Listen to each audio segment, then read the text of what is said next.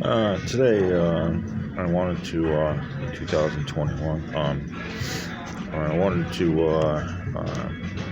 January 2021, I wanted to reflect on my role with involvement with all the civil rights leadership of the American Civil Rights Movement.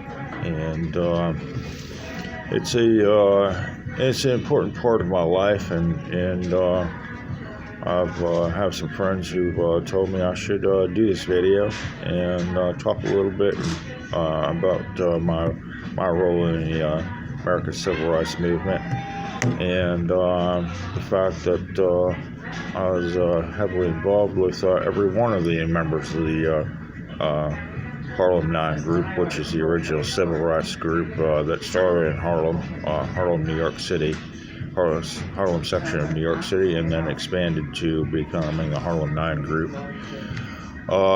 which was the founder of the American Civil Rights Movement in America, and then expanded into the much larger civil rights, the much larger American Civil Rights Movement and American Civil Rights Group, led by Dr. Martin Luther King, and his partner and best friend, co-founder, Reverend Lowry. I'm fortunate to have met and known most all of the civil rights leadership, and I'm very fortunate to have known the co-founder of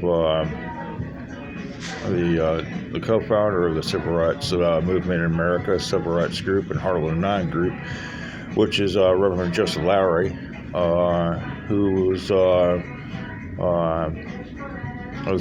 Southern Black leadership, church leadership, pastor, and evangelical pastor, and Bible minister, just to name some of the things. He wound up also being a bishop too.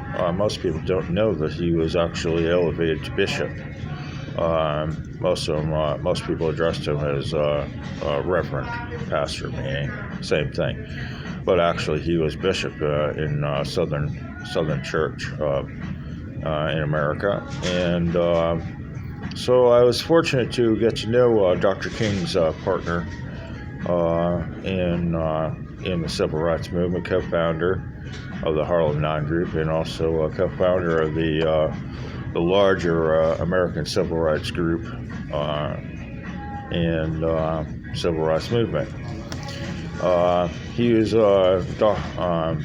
I never officially met Dr. King because I was born later, a long time after Dr. Martin Luther King was assassinated by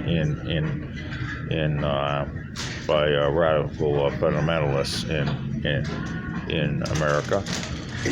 So my involvement with him was zero, and I never got to meet Malcolm X. However, because he was also died before I got to meet him. However, I did get to meet Dr. King's wife, and become lifelong best friends with Coretta King and with the King family. And most people do not know that Dr. King has a sister, a living sister, which is Regina King. And he also has a granddaughter. And that's something that most people also don't know. He has a living granddaughter, which carries on his family name. And I have a lifelong friendship, warm friendship with the King family, which is Dr. King's family, and also with Joseph Lowry and his family. So that's just a few of the civil rights, the original Harlem 9 group. U.S. Senator John Lewis, lifelong friendship with one of the group of 9, who was the original beginning of the civil rights movement. U.S. Senator John Lewis was in that group and remained in that group his entire lifetime, active. And he is also one of the instruments who helped push through the Civil Rights Bill through Congress and had it approved. Voted approved legislation in this country, and it was officially signed with Coretta King present, and also with Joseph Lowry, who was the final signature on the bill. Most people don't know that. A final signature on the legislation that approved legislation was Joseph Lowry, Reverend Bishop Joseph Lowry, and that's just a few of the people that I know. Reverend Jesse Jackson, lifetime friendship with Reverend Jesse Jackson, pastor, a black pastor, one in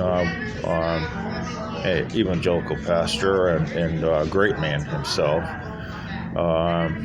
and also Reverend Al Sharpton, another lifetime friendship with another evangelical black pastor who has really propelled the Christian church forward,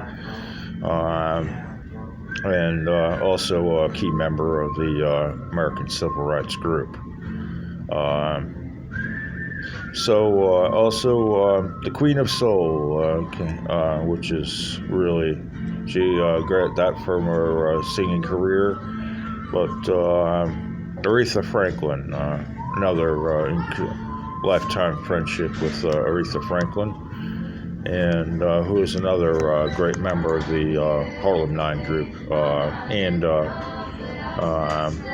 eventually larger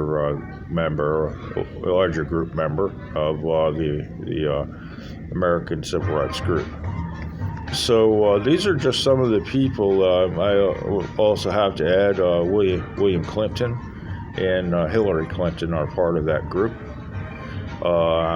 And so too were Gerald Ford and his wife and family. And so too is Jim and Rosalind Carter, and former President Carter. And also, as I said, former President Gerald Ford.